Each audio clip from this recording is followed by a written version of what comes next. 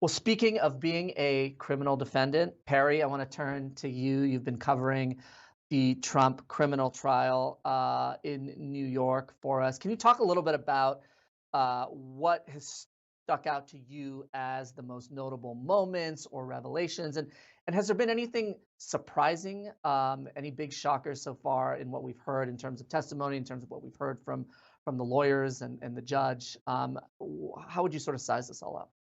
Definitely. So we haven't had like the big name witnesses that I think most people following this would have heard of. So we haven't had Michael Cohen yet. We haven't had Stormy Daniels, both of whom are expected to take the witness stand. But what we have had is people involved in this tabloid journalism world, which, really, we really got an inside view of kind of how these hush money payments work, how people sought out these Stormy Daniels and these Karen McDougal stories, and they put a price on them and they killed them, those stories, so that they would not come out. This is all allegedly, obviously, before the 2016 election. So what's really, I think, one key moment that really stuck out to me, right? None of this is inherently illegal, but what they have to do in this case is connect it to the idea that these payments and this hush money arrangement was used to influence as part of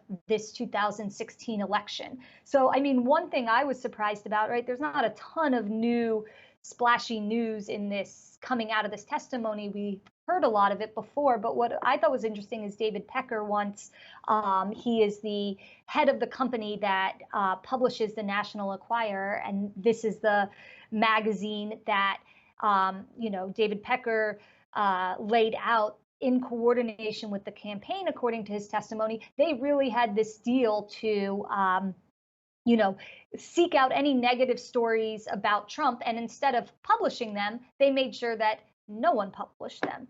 And they also sought out stories of his rivals so that they could make his political rivals look bad.